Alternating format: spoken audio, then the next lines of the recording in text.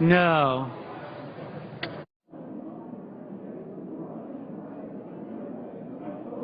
Ms. Klobuchar, aye.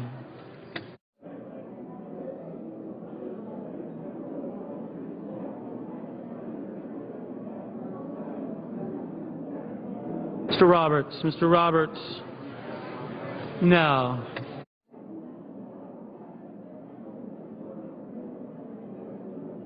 Mrs. Shaheen, aye.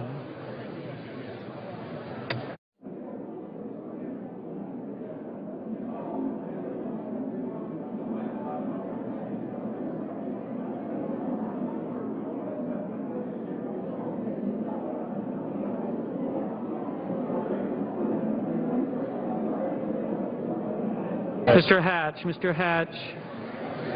aye. Mr. Moran, aye. Mr. Coates,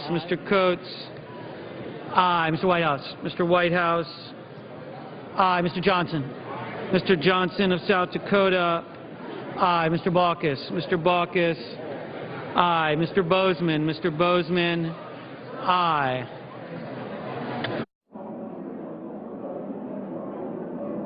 Ms. Ayotte, aye. Mr. Rubio, no.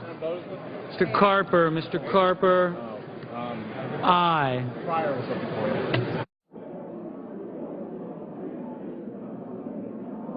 Mr. McConnell, no. Mr. Corker, no.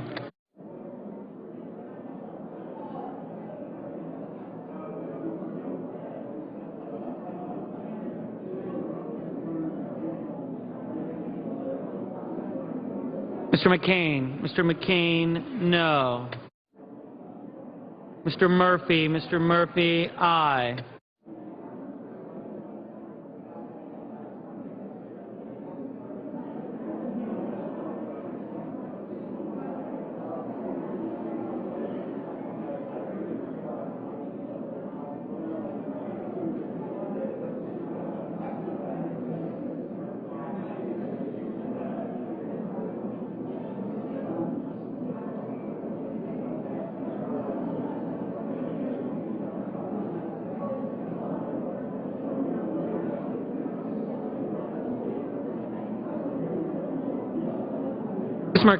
Ms. Murkowski, aye.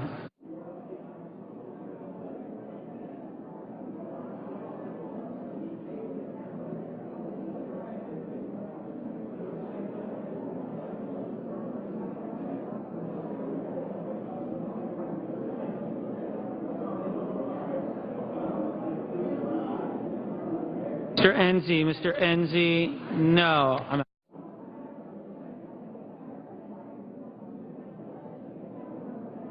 Mr. Grassley, no.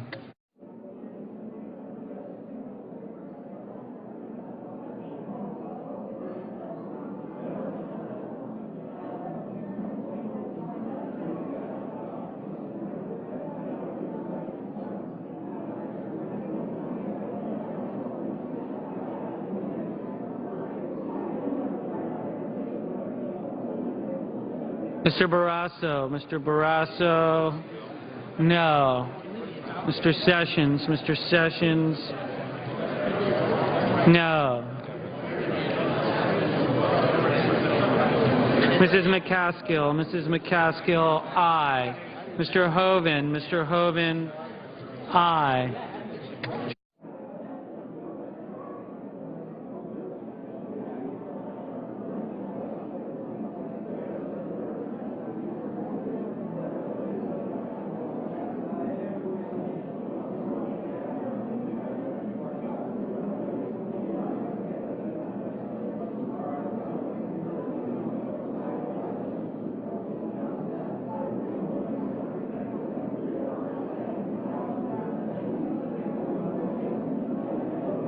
Mr. Portman, But I'll be here with no.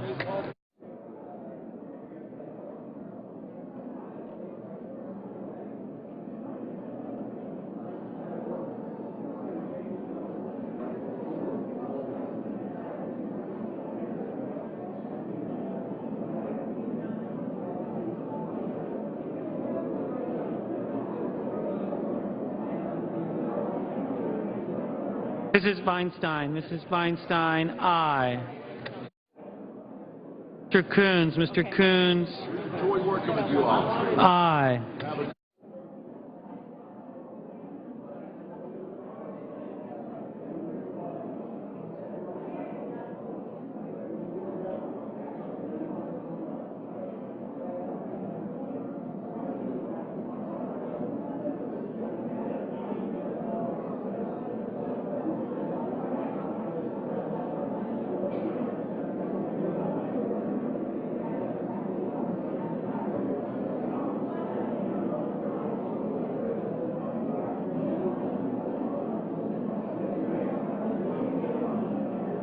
Reed of Nevada. Mr. Reed of Nevada, aye.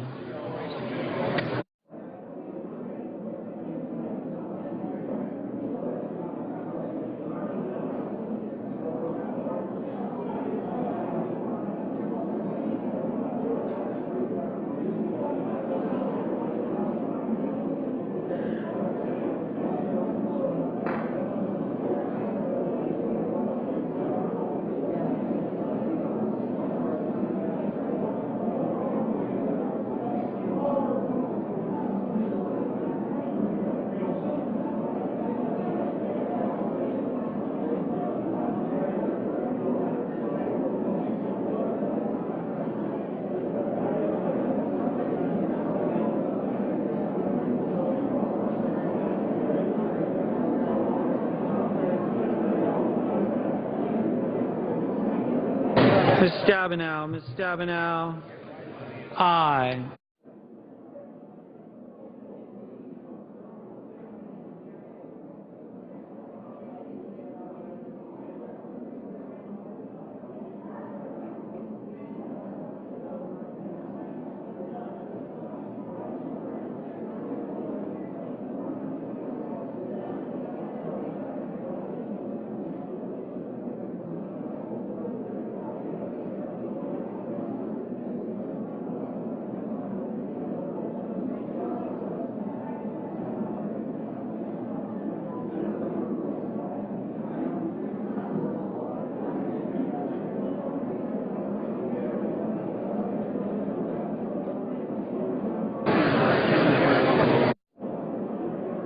Mr. Blumenthal. Mr. Blumenthal, aye.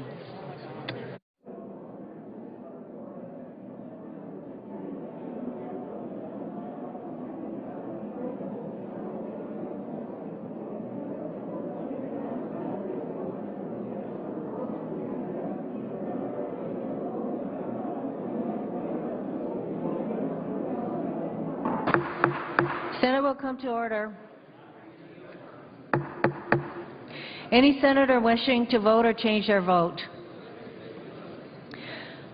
On this vote, the yeas are 72, the nays are 26. 3/5 of the senators duly chosen and sworn having voted in the affirmative. The motion is agreed to. Cloture having been invoked, the motion to refer falls as being inconsistent with cloture. Under the previous order, the motion to concur with an amendment is withdrawn. All post-cloture time is yielded back. The question is on the motion to concur.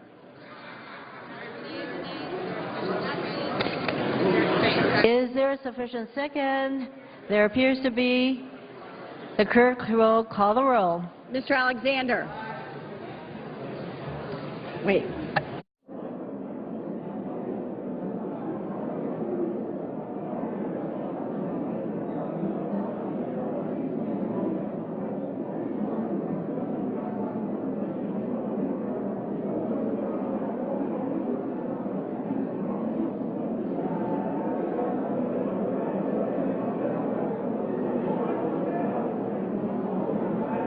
Ms. Ayotte.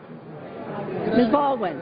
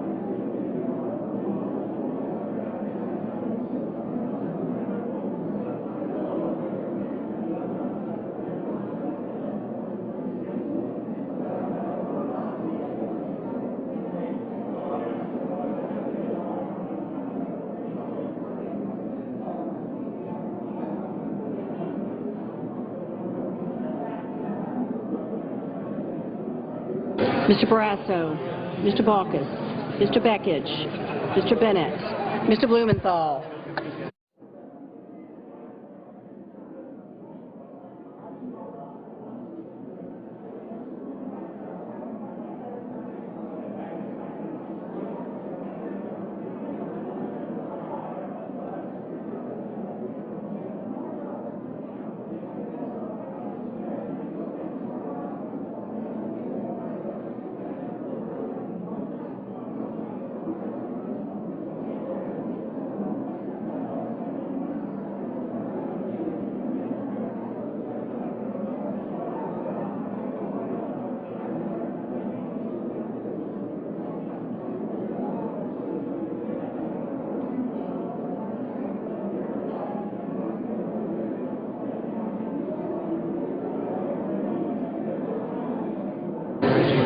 Mr. Blunt, Mr. Booker, Mr. Bozeman,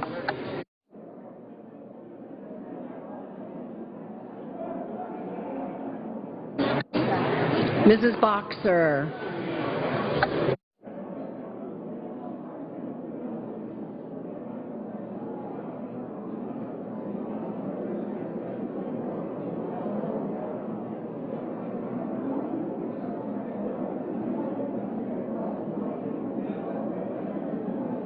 Mr. Brown, Mr. Burr, John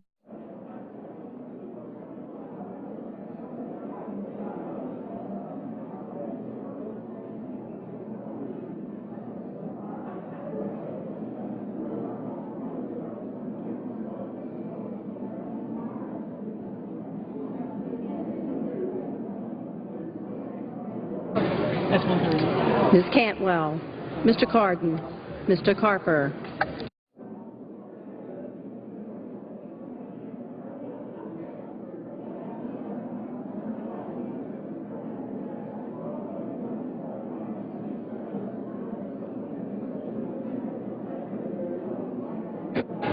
Mr. Casey, Mr. Chambliss, Mr. Coates, you're welcome. Mr. Coburn, Mr. Cochran, Ms. Collins, Mr. Coons, Mr. Corker, Mr. Cornyn, Mr. Crapo, Mr. Cruz,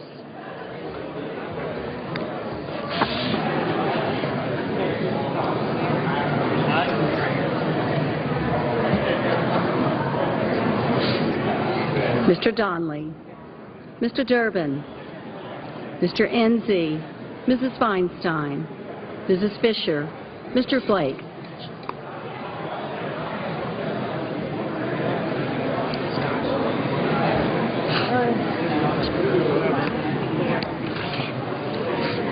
Mr. Franken, Mrs. Gillibrand, Mr. Graham,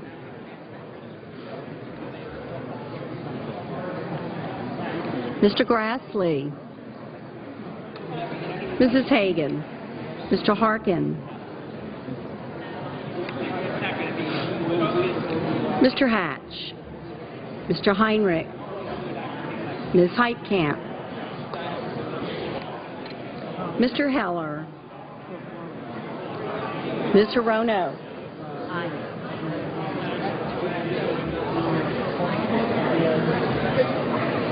One of us. Mr. Hoven, Mr. Inhofe, Mr. Isaacson, Mr. Johans, Mr. Johnson of Wisconsin, Mr. Johnson of South Dakota, Mr. Kane, Mr. King, Mr. Kirk, Ms. Klobuchar, Ms. Landrieu, Mr. Leahy, Mr. Lee. Thank you. You're going to have a long time.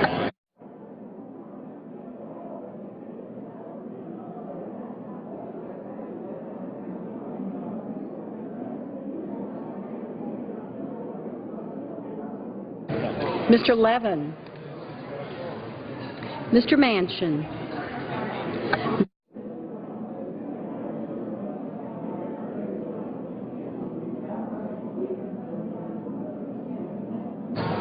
Mr. Markey. Mr. McCain. Mrs. McCaskill. Mr. McConnell. Mr. Menendez. Mr. Merkley. Ms. Mikulski. Mr. Moran. Ms. Murkowski. Mr. Murphy. Mrs. Murray. Mr. Nelson. Mr. Paul. Mr. Portman. Mr. Pryor. Mr. Reed of Rhode Island. Mr. Reed of Nevada. Mr. Risch. Mr. Roberts. Mr. Rockefeller. Mr. Rubio.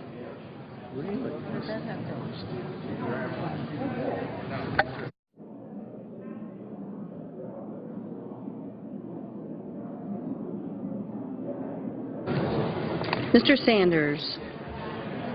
Mr. Schatz.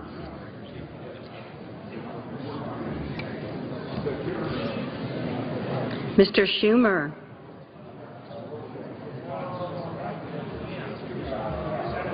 Mr. Scott. Mr. Sessions. Mrs. Shaheen. Mr. Shelby. Ms. Stabenow. Mr. Tester. Mr. Thune. Mr. Toomey. Mr. Udall of Colorado. Mr. Udall of New Mexico. Mr. Vitter. Mr. Warner. Ms. Warren. Mr. Whitehouse. Mr. Wicker. Mr. Wyden.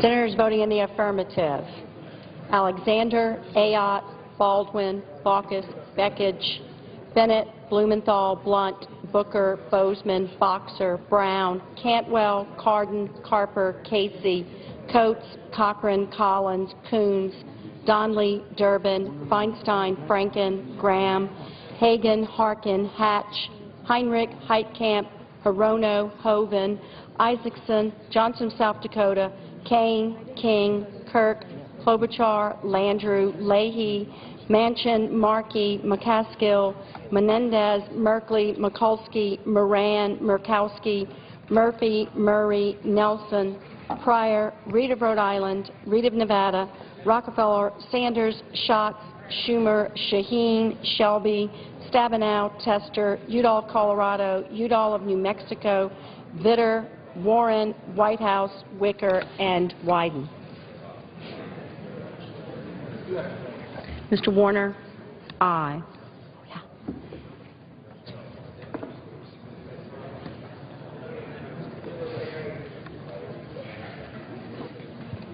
Senators voting in the negative: Barrasso, Burr, Cornyn, Crapo, Cruz, Enzi, Fisher, Flake, Heller, Inhofe, Johans, Johnson, Wisconsin, McCain, McConnell, Paul, Portman, Risch, Roberts, Rubio, Scott, Sessions, Thune, and Toomey.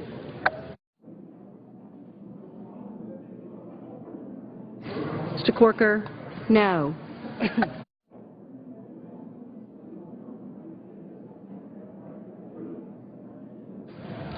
Mr. Lee, no.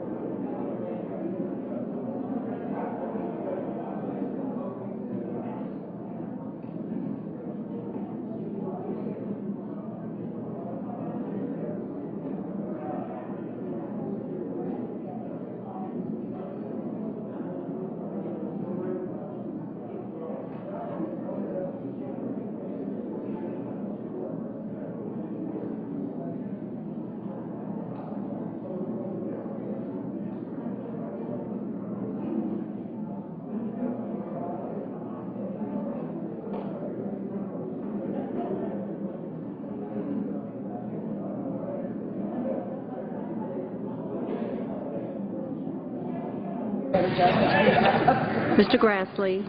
No.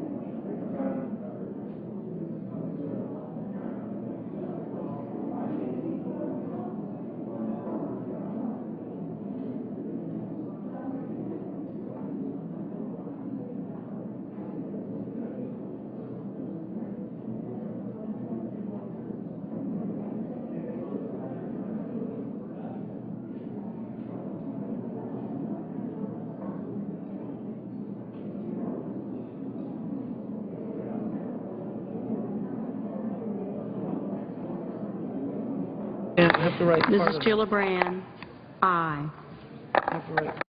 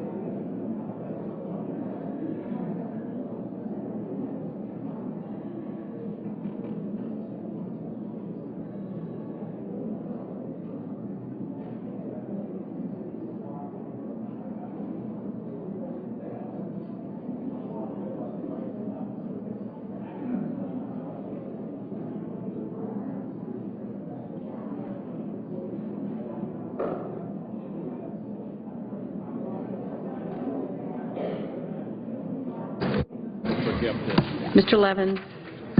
Aye.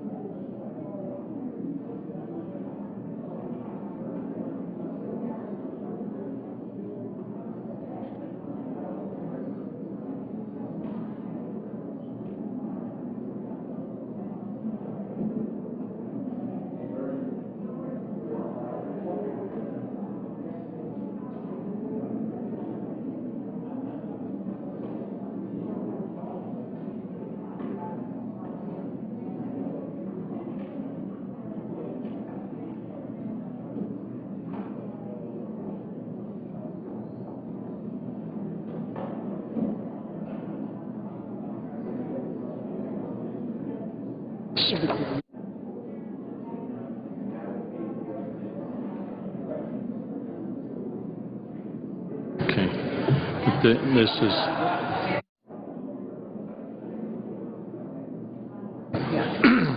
Are there any senators in the chamber who wish to vote or to change a vote?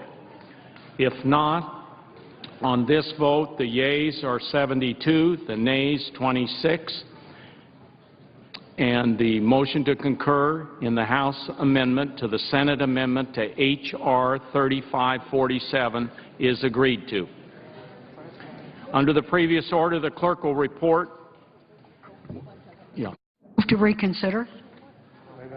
Move to lay on the table. Without objection.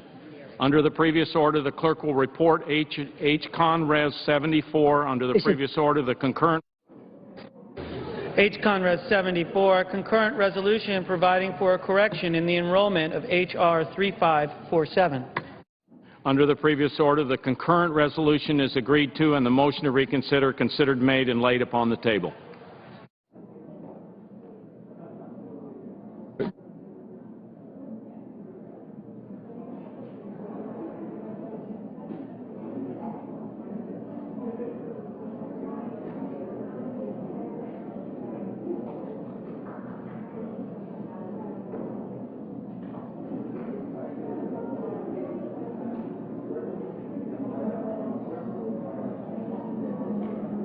Mr. President, Senator from Iowa is recognized. Yeah. If I'm not bothering anybody else, I'd like to start. The Senate will come to order. All senators, please take conversations off the floor. Senators entitled to be heard. Yeah. Today I would like to continue the discussion about the destruction of the Senate as a deliberative body and continue to echo the call of the distinguished minority leader for a return to a functional Senate. I've spoken on this issue before, and I think it's best to go back to the Constitution and the people that write the Constitution for an understanding of what was intended when the Senate was set up. So I don't intend to dwell on the use of the so-called nuclear option related to the filibuster. Will the senator suspend? Will the Senate please come to order? I would ask senators to please take their conversations off the floor. Senator from Iowa. Yeah. And the reason I'm not going to spend my time on the nuclear option like I did in previous speeches, the majority leaders claim that the Senate's dysfunction is related to some unprecedented use of filibusters, I think has been thoroughly debunked. This claim is directly refuted by the very source that he has pointed to, the Congressional Research Service, and more importantly has been debunked by fact-checkers in important media in America. Yet, as we know, the Senate is dysfunctional, beyond a doubt. To get to the bottom of how, and more importantly, why the Senate is not functioning, we must have a clear understanding of just how the Senate is supposed to function. And as I just said, the Constitution, and for understanding of what the Constitution means, there's no better source for this than going back to the Federalist Papers. I have referenced the Federalist Papers before on this subject, but it's worth the detail about what the framers of the Constitution had in mind when this Senate was created. Federalist Paper 62, which is usually attributed to the father of the Constitution, James Madison, begins to lay out the rationale for how the Senate is to operate. He mentioned that the number of members and the length of terms are different between the House and Senate. And then he said this, and I'm going to quote, but before I quote, I hope you understand that when something was written in 1787 and 1788, they used a little different form of English than what we use, but it's pretty clear what they intended to say about explaining the difference between the House and Senate. So here begins my quote of James Madison. In order to form an accurate judgment on both of these points, it will be proper to inquire into the purposes which are to be answered by a Senate. And in order to ascertain these, it will be necessary to review the inconveniences which a republic must suffer from the want of such an institution. End of that quote, but I'll have several other quotes from Federalist Papers. Now, in this specific quote, in other words, Madison is going to tell us the purpose of the Senate, starting with the problems of a republic would face without a Senate, and how the Senate is designed to correct those problems. As we hear from Madison about how our legislative process is supposed to work, I would encourage my colleagues to think about major legislation that has been considered in the Senate in recent years. In fact, arguably, the most major bill that has passed in recent years, President Obama's health care law, serves as one example. When that law was considered, one party held all political branches of government, the presidency, the House of Representatives, and even had a supermajority in the United States Senate. That means that they could run the Senate like the House without the need to compromise with any in the minority. And at that particular time, my party was then and still is in the minority. We're now dealing with daily problems caused by the way the health care law was written, which is something to keep in mind as Madison describes in these coming quotes the problems the Senate was designed to prevent.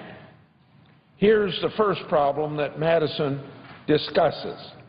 It's a fairly long quote from the Federalist, and he makes, first he says, I better start the quote over again. First, it is a misfortune incident to a Republican government, though in less degree than other governments, that those who administer it may forget their obligations to their constituents and prove unfaithful to their important trust. In this point of view, a Senate, as a second branch of legislative assembly, distinct from and dividing the power with a first, must be in all cases a salutary check on government. It doubles the security to the people by requiring the concurrence of two distinct bodies in schemes of usurpation or perfidy, where the ambitions or corruption of one would otherwise be sufficient. This is a precaution founded on such clear principles and now so well understood in the United States that it would be more than superfluous to enlarge on it. Then Madison goes on, I will barely remark that as the improbability of sinister combinations will be in proportion to the dissimilarity in the genius of the two bodies, it must be politic to distinguish them from each other by every circumstance which will consist with a due harmony in all proper measures and with the genuine principles of Republican government, end quote. Now, I see it this way. In other words, Madison saying having a second chamber of Congress designed to operate differently from the House makes it less likely that a partisan agenda that doesn't reflect the views of the Americans will pass. That is not a function the Senate currently performs, as it has been run on a purely partisan terms since 2007. For example, you'll recall that the President's health care proposal did not enjoy widespread public support, yet it passed the Senate along strictly partisan lines with little input sought or accepted from the minority party. In fact, before a final bill could be passed reconciling the House and Senate bills, a special election was held in the liberal state of Massachusetts, resulting in an election of an opponent of the health care reform proposal. Instead of moderating the proposal based upon public will and doing it maybe just a little bit so it could attract even one Republican vote, the House passed a draft Senate bill, then used a budget tool called reconciliation to ram another bill through the Senate with a simple majority to change items in the first bill. Now, that's not how Madison intended a bicameral Congress to work. The next point that Madison makes, quote, secondly, the necessity of a Senate is not less indicated by the propensity of all single and numerous assemblies to yield to the impulse of sudden and violent passions and to be seduced by factious leaders into intemperate and pernicious resolutions. Examples on this subject might be cited without number, and from proceedings within the United States as well as from the history of other nations. But a proposition that will not be contradicted need not be proved. All that need be remarked is that a body which is to correct this infirmity ought to itself to be free from and consequently ought to be less numerous. It ought, moreover, to possess great firmness and consequently ought to hold its authority by a tenure of considerable duration, end of quote. Now that describes what he thought the Senate should be, what the Senate is, but my point is the Senate isn't functioning that way. In other words, if you have just one legislative chamber with a large number of members, it is likely to make laws hastily based on a partisan agenda without thinking through all the long-term consequences. A hastily passed partisan agenda that ignores the long-term consequences. Now, doesn't that remind you of the health care law? Remember how then Speaker Pelosi said the House had to pass a bill to find out what was in it. They were in such a rush, they couldn't be bothered to read it. The Senate is intended, as Madison just said, as I quoted, to be smaller, to be more deliberate, and to be less partisan. Imagine if the Senate had been allowed to operate in a deliberative fashion and craft a truly bipartisan health care proposal. If that had happened, we certainly could have come up with something more workable than the current law. Madison continues his explanation of the rationale for the Senate, quote, thirdly, another defect to be supplied by the Senate lies in a want of due acquaintance with the objects and principles of legislation. It is not possible that an assembly of men called for the most part from pursuits of a private nature, continued in appointment for a short time, and led by no permanent motive to devote the intervals of public occupation to a study of the laws, the affairs, and the comprehensive interests of their country, should, if left wholly to themselves, escape a variety of important errors in the exercise of their legislative trust. It may be affirmed on the best grounds that no small share of the present embarrassments of America is to be charged on the blunders of our government, and that these have proceeded from the heads rather than the hearts of most of the authors of them. What indeed are all the repealing, explaining, and amending laws which fill and disgrace our voluminous codes, but so many monuments of deficient wisdom, so many impeachments exhibited by each succeeding against each preceding session, so many admonitions to the people of the value of those aids which may be expected from a well-constituted Senate. A good government implies two things. First, fidelity to the objects of government, which is the happiness of the people, and secondly, a knowledge of the means by which that object can be attained.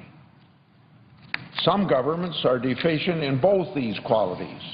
Most governments are deficient in the first. I scruple not to assert that in American governments too little attention has been paid to the last.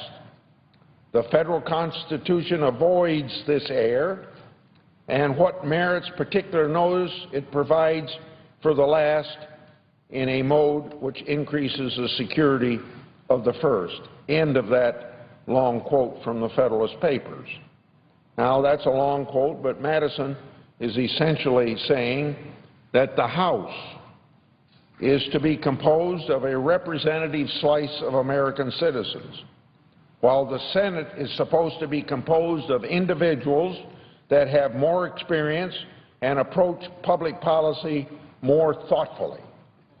I'm sure that many people might question whether individuals in the House or even in this Senate match those descriptions today that Madison lays out, but it is true that the rules of the House allow for new ideas to be quickly translated into legislation.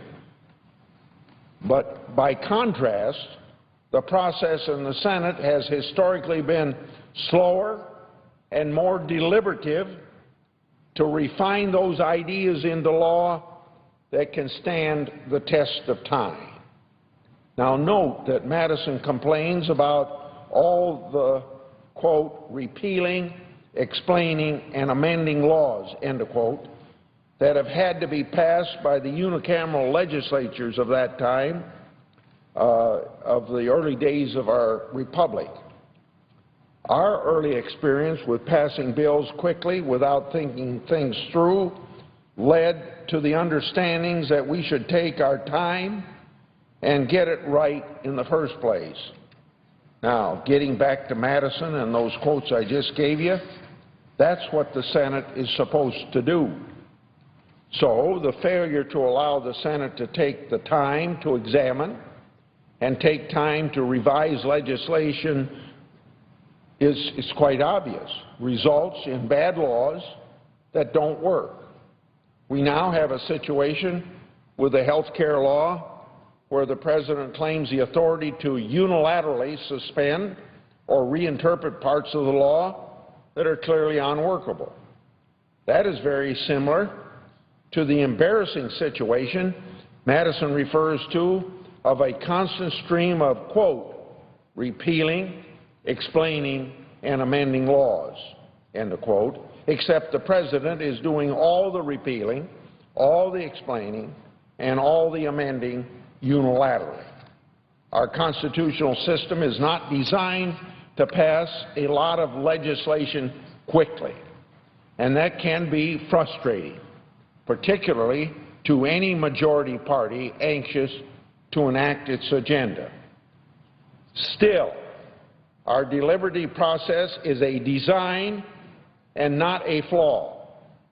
Based on experience, the framers of our Constitution determined that it was better to get it right the first time than to subject the American people to the upheavals of laws that need to be constantly amended or repealed. The House was designed to act quickly. The Senate was designed to be a deliberate body, implying a slower approach to legislating. The fundamental problem is that the current majority leader is trying to run the Senate like the House, and the Senate was not designed to be operated in that way. Sure, when the majority then and now the majority, the same majority, when they had 60 votes, it was possible to ram legislation through the Senate without any deliberation. But that's no longer the reality. When the majority leader brings a bill to the floor, routinely blocking amendments, and then rapidly moves to end consideration of the bill. That means that the Senate is presented with a measure as a fait accompli and has to take it or the opposite, leave it. In other words, the majority leadership wants their agenda approved, no questions asked, or nothing at all. The fact is, if the majority leader just allowed the Senate to deliberate, we could get a lot more done than we have been doing. Sure, we might not get as many laws passed as some people might like. The full Senate, through its deliberation, may alter legislation somewhat from how the majority leadership would prefer. Still, we would be able to accomplish some important legislation. But no, that's not acceptable, we're told. And a week ago today, there was a strong debate on that very issue.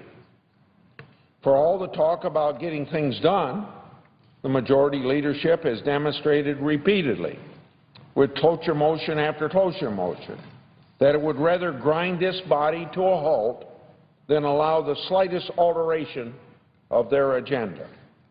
The latest message from the majority leadership is that they will respect the rights of senators to offer an amendment only if they have certain assurances about the final outcome. The senior senator from New York implied that's the way it used to be done. Well, I want to assure that senator that in the 33 years I've served here, it's never been done that way. I've managed a lot of bills over the years, and if I had tried to impose that requirement, I would have been laughed at, to say the least.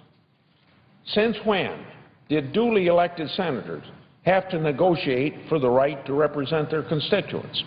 An open amendment process should be the default situation, not something that is granted at the sufferance of the majority party leadership. We must get back then to what we call around here regular order. I would say do things the way Madison intended them.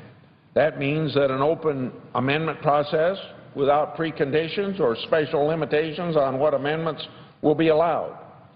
Cloture shouldn't even be contemplated until after a substantial number of amendments have been processed. That was the standard practice when the Senate got things done, when we accomplished things. Again, Madison describes a Senate that is to represent all Americans, not just one party. It was designed to be more thoughtful and deliberative and, whether we like it or not, slower than the House of Representatives. The Senate's purpose is to make sure that Congress passes fewer but better laws. We saw what happened when the Senate was controlled entirely by one party, while the voices of the minority party and the citizens they represented were ignored. We got a deeply flawed health care law, and the American people are paying the price.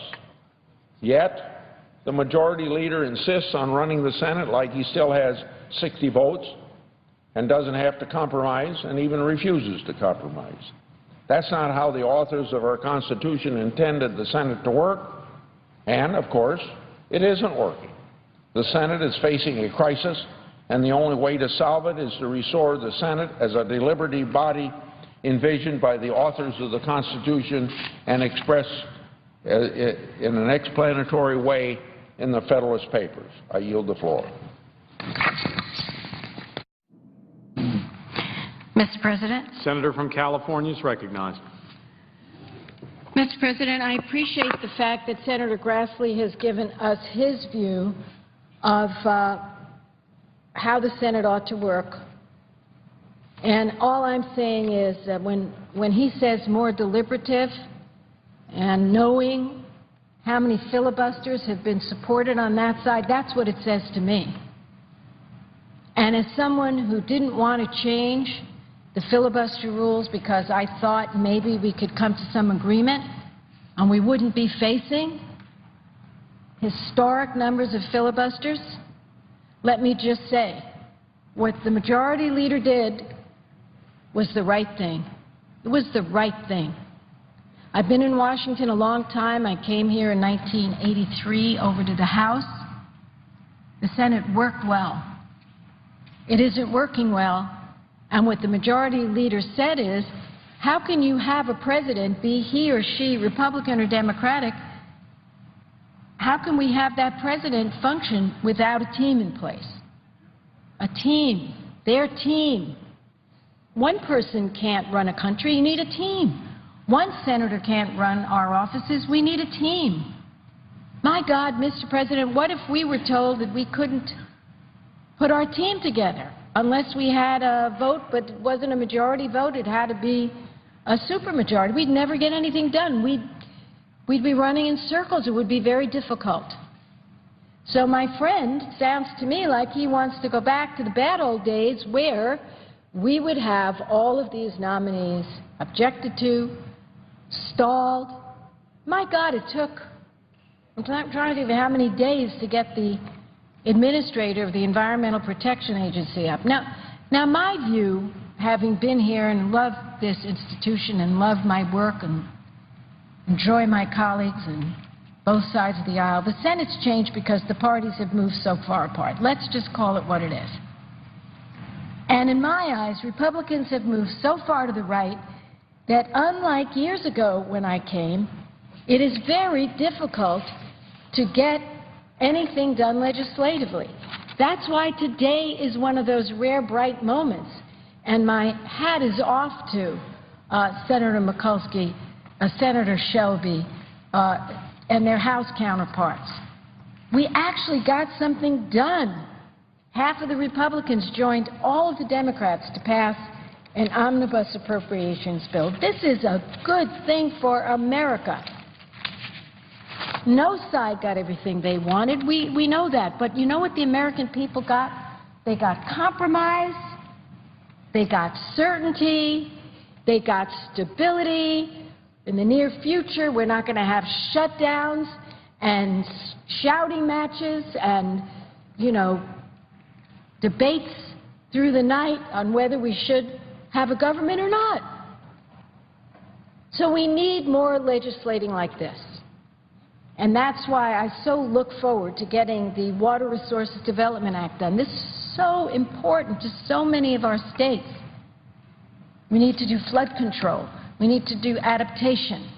We need to make sure there's recreation on our wetlands and so on.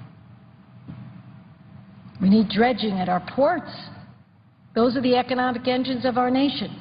So we have a bill we passed.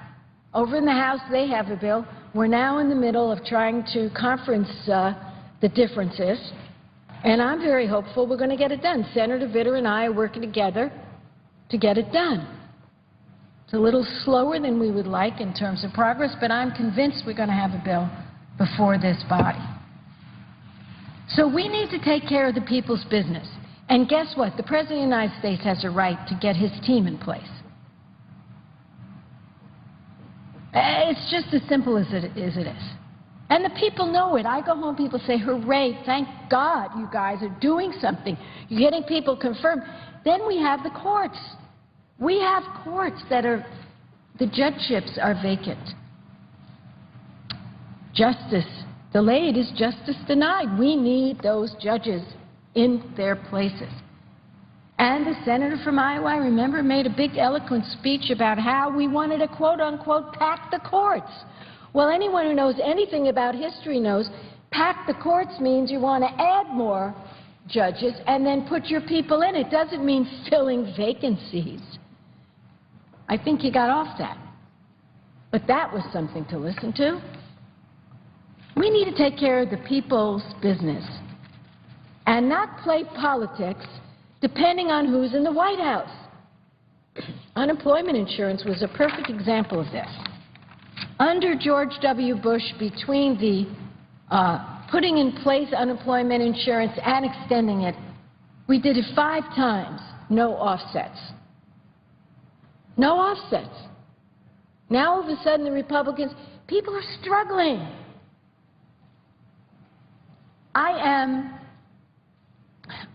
stunned that we couldn't come together and extend unemployment insurance for the 1.5 million people right now and the 250,000 Californians included in that 1.5 million who have run out of hope.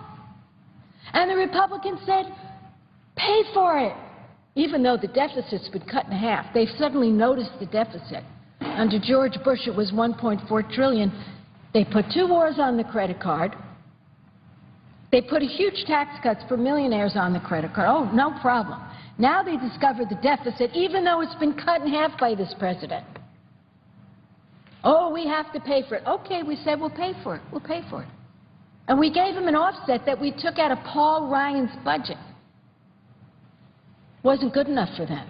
Then they said, we want amendments. We've got to have them. Just give us some amendments, and we'll give you unemployment insurance for these struggling people. Oh, Harry Reid, 20 amendments, okay? 5 aside and 5 side by sides. 20 amendments. Oh, no, that wasn't good enough. It's childish. People are struggling. They're deciding whether they can put heat on in their house. They're wondering whether they can pay the rent. Whether they're going to lose their homes. Whether they're going to have to beg other family members for help. This is outrageous. Outrageous. Income inequality is outrageous. Do you know, Mr. President, that 400 families are worth more in wealth than 150 million Americans? Let me say that again. 400 families in America are worth more than half the United States of America.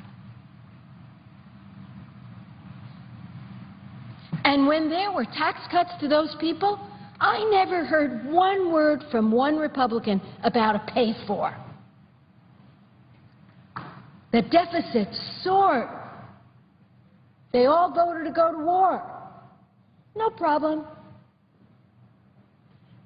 But we want to help these families who are desperate. Middle-class families. People who paid into workers' unemployment insurance fund. People who are looking for work because they can't get that extended unemployment unless they prove it. No. Nobody's home over there. And I appreciate some of my colleagues made a speech about poverty. Great. How about doing something about it? How about doing something about it? Not speechifying. Where are they in raising the minimum wage? I don't know. Maybe they'll come with us. I don't see it. I really don't see it. I hope so. I pray so. I do. So far, I don't see it. Now, in the last presidential election of 2010, the Republican leader said his top priority was defeating President Obama. That's what the Republican leader said. Not working for the people of this country, not passing legislation to make their life better, not moving forward and making sure the air we breathe is clean, the water we drink is safe, not making sure our kids have a good education and workers get job training. No. Top priority, defeating President Obama. Well, President Obama won. So why don't you wake up and smell the roses and understand we need to work together. You got to accept reality. Look, I've had my candidates in the past win and lose. I've been here through tough elections. We lost the Senate, then we won the Senate. We lost the House, we won the House. We won the presidency, we lost it, and guess what? I had to understand that when it comes to legislating, we put that aside. We fight hard during an election, but once it's over, you don't carry that over. You work together. But too many on the other side are politically motivated. All they want to do is hurt our president, day in and day out, criticizing him endlessly, not working with him. He's offered that olive branch over and over again, whether it's on economic recovery, jobs, health care, environment, income inequality, even foreign policy, day after day after day. Now, here's the thing. that you never hear from the other side. So I'm going to talk about it tonight. When President Obama took office, the economy was losing over 700,000 jobs a month. Now we've added 8 million private sector jobs in the past 45 months. Now, how does that compare to George W. Bush? After 8 years in office, President Bush's record was that we lost 665,000 private sector jobs. So far, we've added 8 million private sector jobs in the past 45 months.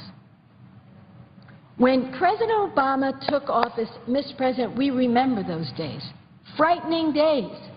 Stock markets collapsing. Now the stock market's gone up how many points? How many? 10,000. It's gone up 10,000. Gone up 10,000 points. That's unbelievable. GDP, gross domestic product, was contracting at a rate of 8.3% in the fourth quarter of 2008 as we said goodbye to George W. Bush. Now we just learned that the GDP grew by 4.1% in the third quarter. Is this president satisfied? Are we? No. But have we turned it around? Yes. Does the president ever get 1 ounce of credit for any of this? No. No. How about looking at our deficit? Let's look at that. Something the Republicans claim is a very central part of them. This is it. $1.4 trillion deficit when George Bush left office, down now to 680, going down to 560, falling at the fastest rate in many, many, many, many years. Just like health care costs are not rising the way they used to. Do you think we'd hear one word about it on the other side? No. No. Even on foreign policy. Even on foreign policy. Politics used to stop at the water's edge. You know, Senator Grassley has a historic perspective. I do too. Politics used to stop at the water's edge when it came to foreign policy. No more. No more.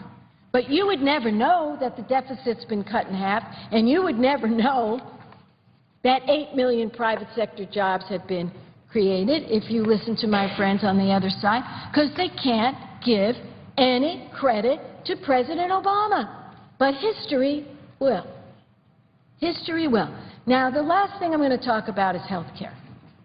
I listened to my colleague, Senator Cruz, go after this president and the Democrats on health care. So let's look at a few things. First fact, even though we had a horrible rollout of the health care site, not in California, but the federal site, healthcare.gov, and a couple of states had a horrible rollout, put that aside, this is what we know. More, now there's more now, but I didn't have a chance to make a new chart. We're getting to 10 million Americans, but over 9 million Americans have new secure health insurance. 3 million young adults who have stayed on their parents' insurance policy, 3.9 million who are on this expanded Medicaid, and 2.1 million exchange plans, the private plans. We'll show you this another way on the private plans. 2.1 million, and now we think it's more, do we not? Say it? No, it's a little bit more. It's a little bit more. Here we are. Very, very, very tough rollout. Nothing worked. Now it's working, and it's spiking. It's only going to get better. You wouldn't know that because Senator Cruz keeps saying over and over again, what have the people, the Democrats in the Senate, done to protect the people from Obamacare? Well, I got to protect the people from him. Because if he had his way, he'd repeal Obamacare. And I ask you, let's go back to the 9 million. What's going to happen to those young people if Cruz has his way, Senator Cruz has his way, and we repeal Obamacare? What happens to 3 million young adults? They're back on their own. They have no insurance. They're back at the emergency room. What happens to those on Medicaid and expanded Medicaid? Forget it. And what happens to the exchanges? They'd be gone. So while Senator Cruz says we've done nothing to protect the people, the opposite is true. We stand in support of the people. The people's right to get affordable health care. Do we have the perfect answer on every front? No. Do we have to make corrections? Of course. And we had a meeting with the President yesterday. He is reaching out his hand to the Republicans and Democrats. If we can fix this in any way and make it work better, we will. Let's look at some of our other charts. As far as what our Republican colleagues want to do when they say repeal Obamacare. I'm telling you, 400,000 Californians have enrolled, and now it's 500,000, so this is wrong. It's 500,000 Californians have enrolled in exchange plan through coveredca.com.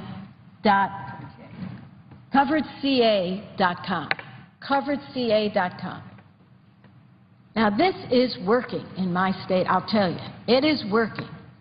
And I'm not going to allow Senator Cruz take the benefits away from my people who are writing me letters, and I have some of them here. I'm going to read a little bit of those stories.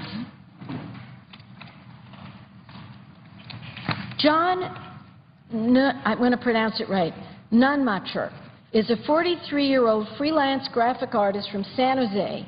And the last time he had health insurance was 15 years ago, when his employer paid for coverage. But as of January 1, John is covered by a plan he can finally afford. This is what he told the San Jose Mercury News, quote, "I hoped this day would come. I worried it wouldn't, and I'm very glad it finally has." And I want to tell my friend from Vermont I'll be going in for 5 minutes and then I'm done. So he is happy. And I'm not going to let Senator Cruz take away his insurance. Let's be clear. Let's be clear. He waited for a long time. I'm not going back. We can't go back to those days when there was no insurance for our young people. We can't go back to the days when being a woman was a pre-existing condition and you got charged double that of a man. We can't go back to the days where kids were thrown off their parents' policies. We just can't go back. Amy Torregrosa, 27, is from San Francisco. She'd been without insurance since July when coverage through a partner's company ended because he changed jobs. She has a congenital heart defect and a history of high blood pressure. She no longer runs because she says, if I twist an ankle or get hit by a car, any doctor visit is so expensive. That's her quote. She signed up on Covered California for a silver plan costing $310 a month.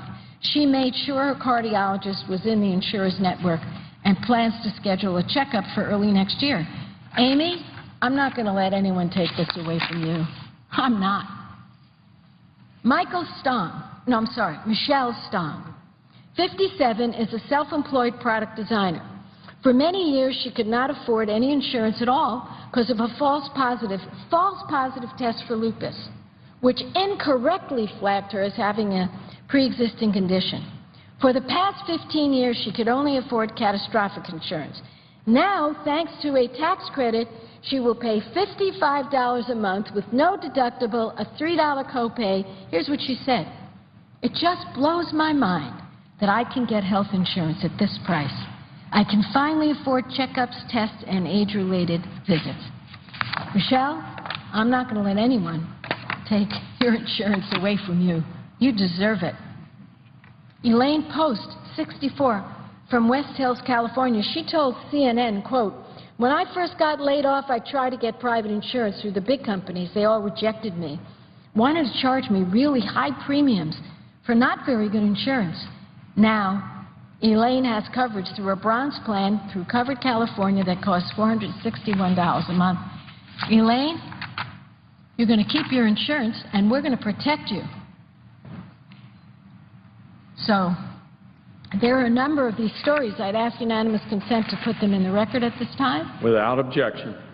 And I just want to say, when you listen to the naysayers and the bad news bears and everyone who comes here and starts criticizing, get to the bottom of it.